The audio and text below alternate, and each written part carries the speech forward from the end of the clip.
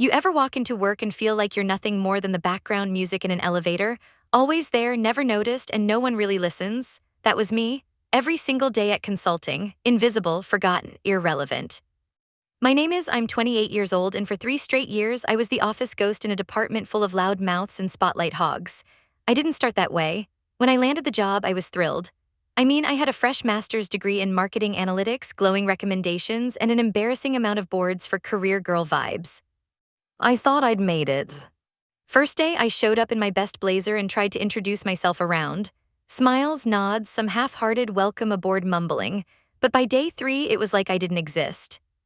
People walked past my desk like I was a coat rack. I'd chime into a meeting with a good idea and get nothing, then 5 minutes later, someone else would say the same thing, and suddenly it was brilliant. Emails I sent got lost. Group lunch invites skipped me. I was literally once asked to take a group photo for the team, a team I was part of. And the worst part, I worked my ass off. I'm not a complainer. I'm the kind of person who brings extra chargers to conferences just in case someone forgets theirs. The kind of person who triple checks every line in a spreadsheet, who remembers your birthday even if you never remembered mine. I didn't want praise, I just wanted basic recognition. But that never came. Liam, our team lead, loved to play the golden boy.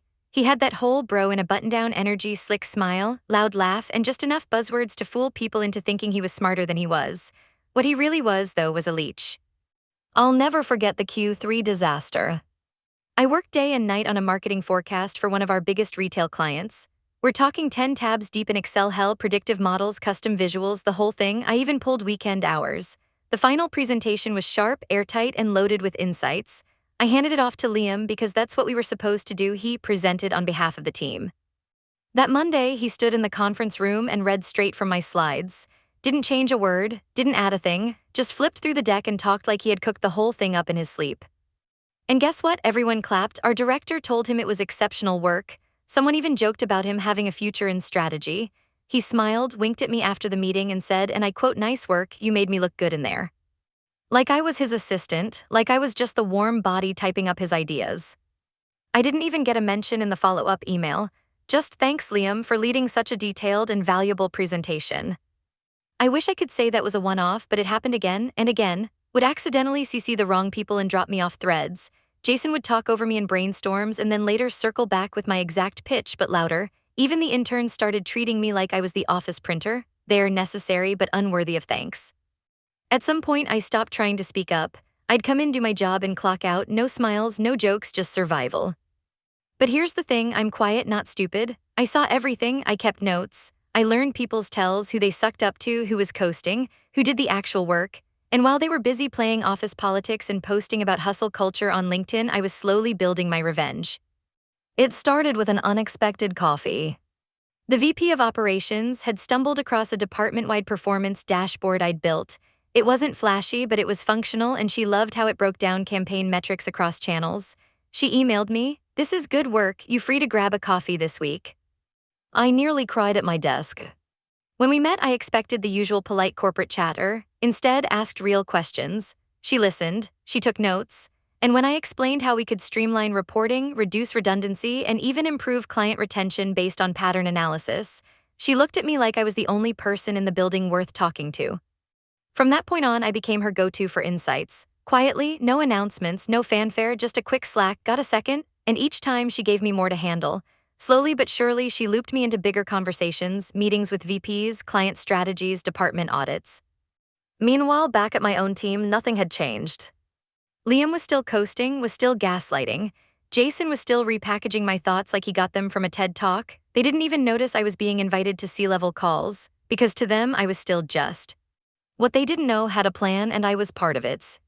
She'd been watching our department for a while. She knew it was bloated, disorganized, and riddled with bad middle management. She just needed someone with insight and integrity to help restructure things, someone who understood the internal dynamics but didn't play the game. I was that someone. When she told me she wanted to propose a realignment, new team leads, direct reporting, streamlined communication, I froze. "I want you to oversee the transition," she said. "It won't be official right away, but the role will be yours." Me, the ghost, the forgotten, the invisible. I accepted, of course, quietly, gratefully, but inside, I was already writing the next chapter, and let me tell you, chapter 1 was nothing compared to what was coming. Because the same people who once ignored me were about to be sitting across from me in performance reviews, wondering when the hell the ghost became the boss. And guess what? I wasn't about to forget how they made me feel. You ever watch someone realize, mid-sentence, that they just screwed up in front of the wrong person? That split second of panic behind their eyes when the dots connect but it's too late? That's what happened when Liam found out I was his new boss. But let's not get ahead of ourselves. There was a whole beautiful build-up to that moment. After brought me into her plan to restructure the department, I kept things low-key. She told me straight up, don't tip your hand until the reorg is final. Just observe, collect data, and keep doing what you're doing. So that's what I did. I kept showing up early, doing the work no one else wanted, and letting the liars lie and the leeches leech. Meanwhile, I was tracking everything, missed deadlines, budget overages, Slack messages. Every time Liam took credit for someone else's work, every time dropped the ball and blamed the intern, every time Jason bulldozed a meeting with zero prep, I logged it.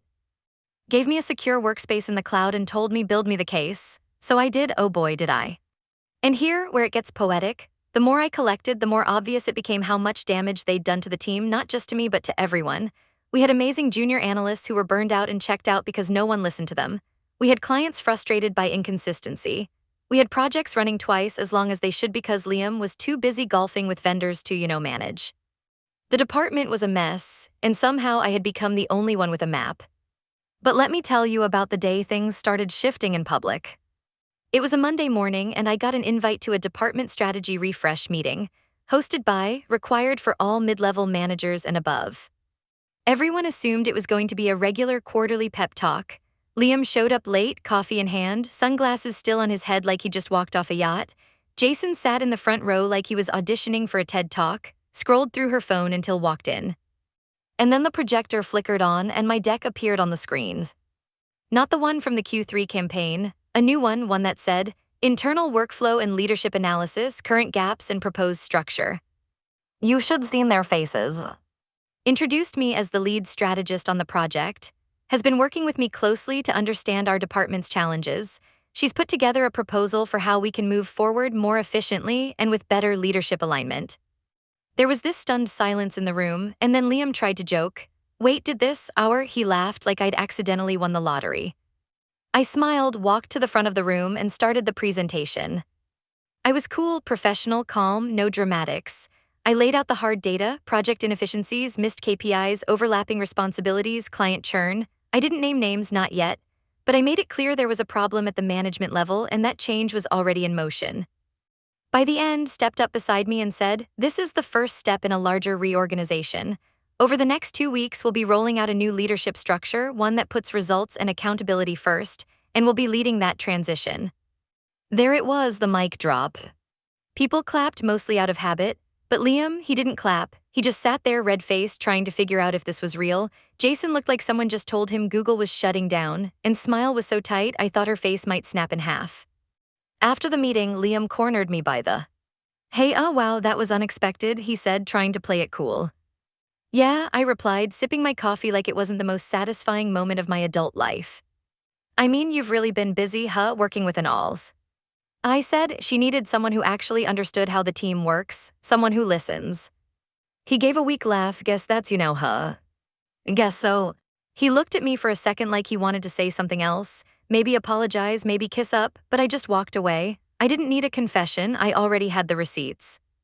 Over the next few days, the shakeup began. Sent out official memos. Liam was reassigned to a client-only account liaison role, a demotion in all but name.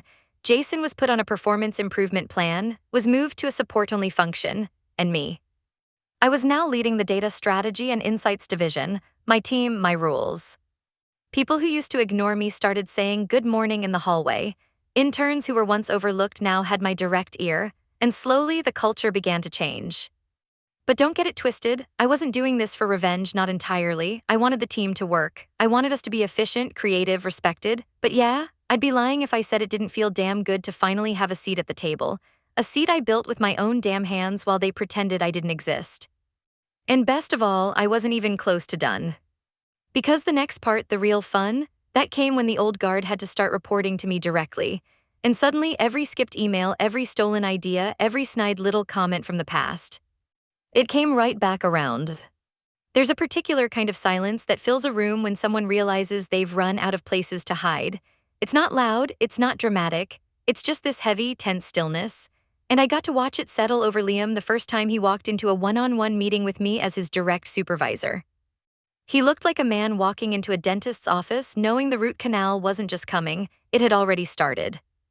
"Morning," he muttered, taking the seat across from my desk. No swagger, no fake laughs. "Good morning, Liam," I said, smiling politely. "Thanks for being on time." He nodded, then immediately looked at the wall, like the very idea of eye contact might burn his skin off. Here's the thing, I wasn't out for blood. I wasn't going to yell or humiliate him or throw every grudge onto the table, but I was going to hold him accountable. Because if I was going to lead this department the right way, the days of favoritism and incompetence had to end, for everyone. So I began, flipping open my notebook. "I'd like to start by reviewing the transition to your new role. How that going so far?" He cleared his throat. Yeah, fine, just taking a little time to get used to. Client-facing works a bit different." "Of course," I said, nodding. "Though from your previous reviews, it seemed like you had a lot of strong relationships with clients already, so I imagine this should be a smooth fit." His face twitched. He knew I'd read every performance review, especially the ones he had written about himself. I wanted to give him the chance to either step up or stumble on his own. He chose the latter. "Well, yeah, I mean, you know how it is. Sometimes you oversell a little to keep the momentum." I looked up, pen in hand. "Oversell, you mean exaggerate?" He paused, realized what he said, and backpedaled.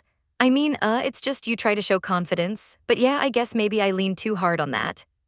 I said, jotting something down. I didn't even need to say more. The man was digging his own hole and laying down in it. After our meeting, he left looking like someone had just revoked his Netflix password. And to be honest, I felt something close to pity. Not because I liked him, I didn't, but because Liam wasn't used to being held to a standard.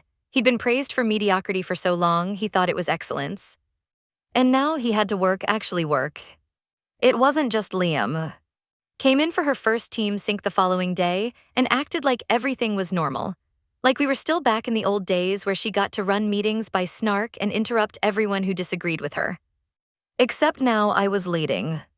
I said after she talked over our new junior analyst for the second time, "Let's make space for Daniel to finish his point, please."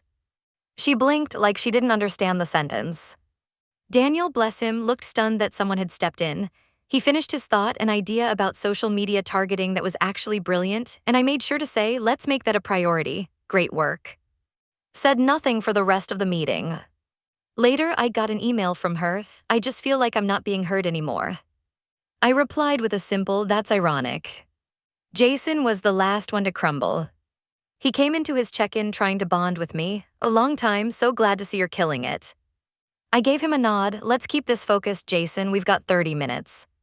I laid out his metrics: poor follow-up rates, lack of team collaboration, zero documented mentorship for the interns he was supposed to support, and of course, the 3 separate times he took credit for ideas from junior staff. "I didn't know they were gonna say I stole the idea," he said, hands up. "We were just vibing, brainstorming." "Vibing isn't a management style," I replied. "You're expected to lead, Jason, not hover around and hope good ideas fall into your lap." He didn't smile after that, not once. I wish I could say these changes were easy. They weren't. People were uncomfortable. I got side eyes in the hallway, Slack messages slowed down. There was even a rumor that I'd slept with someone to get promoted. Typical, when a woman rises fast, people need a scandal to explain it. But I didn't care.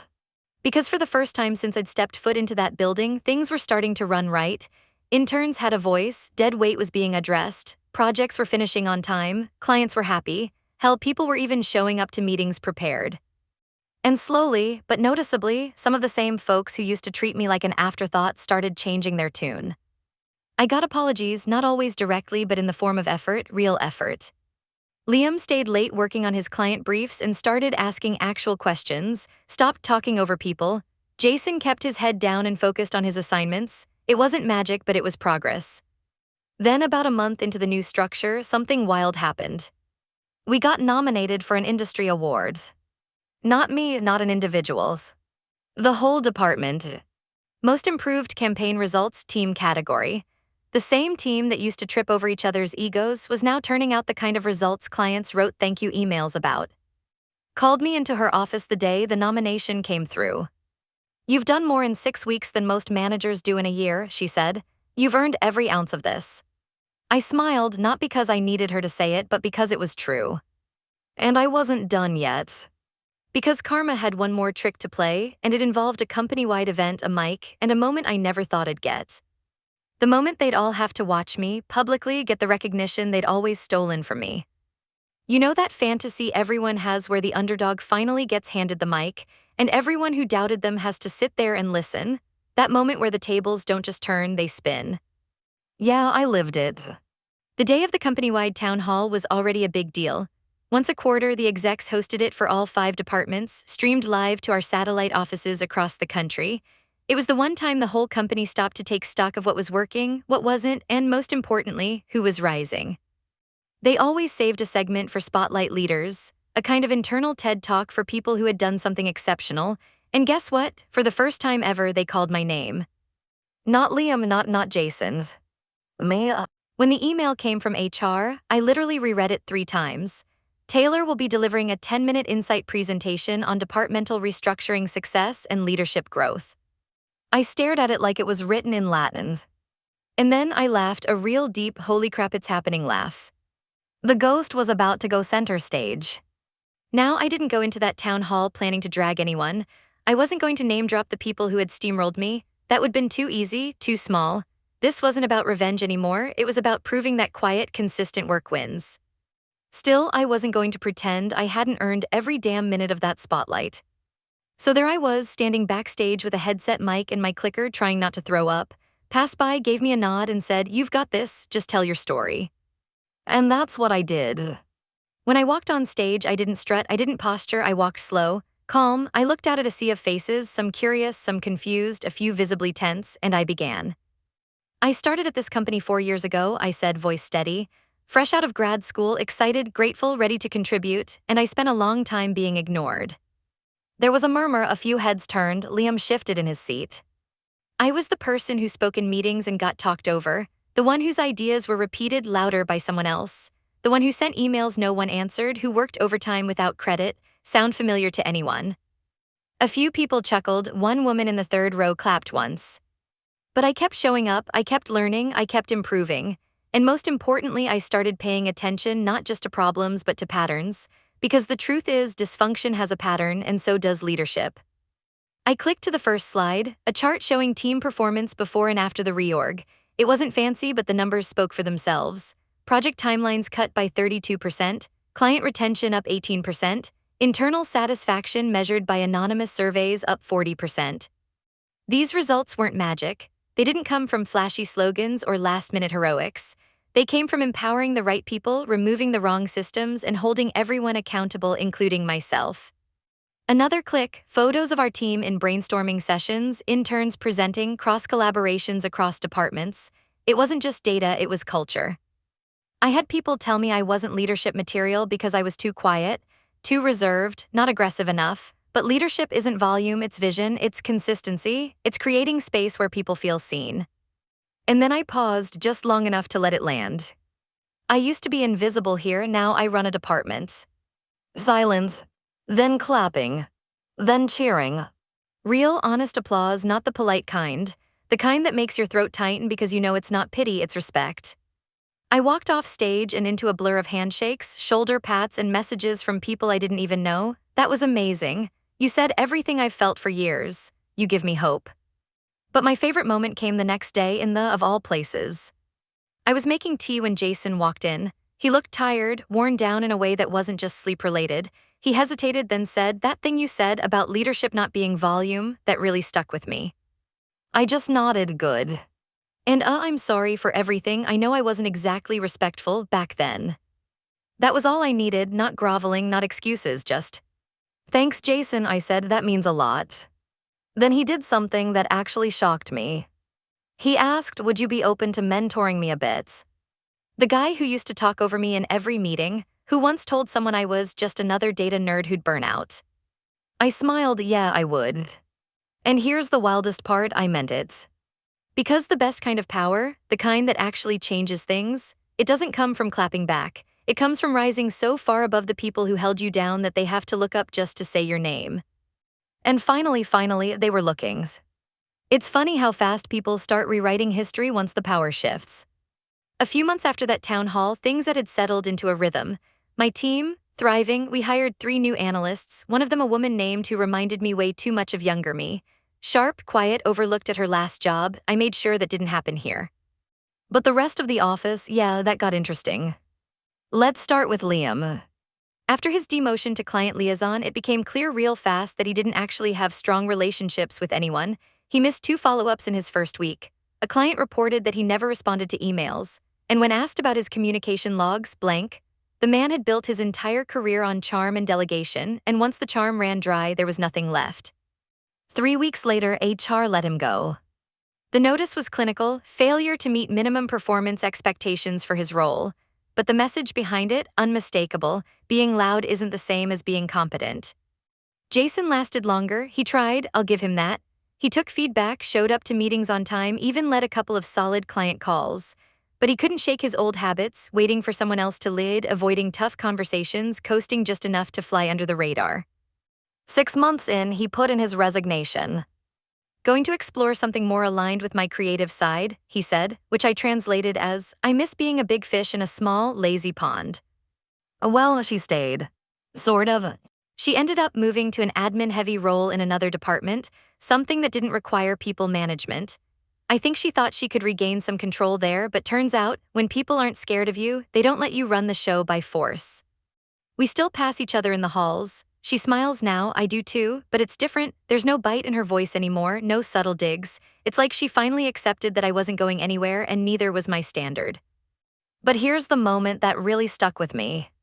It was the end-of-year executive mixer, cocktail hour, name tags, a catered spread, and lots of strategic small talk. I was standing near the back chatting with when came over, holding 2 glasses of champagne. To a year well led, she said, clinking her glass against mine. You've changed this place, I hope you know that.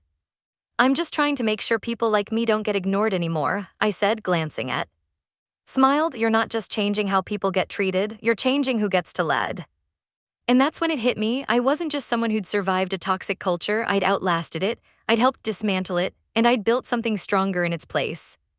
I used to think revenge meant watching the people who wronged you fall apart, but the truth, real justice, the kind that lasts, isn't about watching them fail. It's about making sure the next generation never has to fight the same fight. One of the most surreal moments came a few weeks later when our CEO, who had barely acknowledged my existence when I was a junior analyst, stopped me in the elevator. He said, that department of yours is becoming the new gold standard. Whatever you're doing, keep doing it. I smiled, we're just doing the work. But inside, oh, I was glowing. Because that department, the one people used to roll their eyes at, the one that couldn't finish a project on time or keep interns past the 3-month mark, that team was now leading the entire company in performance metrics. We even got featured in a case study at a regional conference. And me. I finally took a real vacation, like a full 2 weeks off. No email, no calls, just sunshine, books, and a ridiculous drink with a flower in it. Because I wasn't afraid anymore. Afraid to leave. Afraid to come back. Afraid that things would collapse without me or that someone would swoop in and take credit while I was gone. The systems I'd built could stand on their own now. The people I'd empowered were thriving, and my name, it was finally known for the right reasons. Sometimes I think back to those early days, sitting alone at my desk while Liam got all the praise, watching roll her eyes when I spoke, hearing Jason laugh a little too hard when someone called me quiet. And I smile. Because now, they have to live with the knowledge that the person they underestimated didn't just rise above them. She replaced them. She built something better. And she made damn sure the door stayed wide open behind her, for every other woman, every other quiet worker, every overlooked genius just waiting for their shot. This isn't just a revenge story. It's a legacy.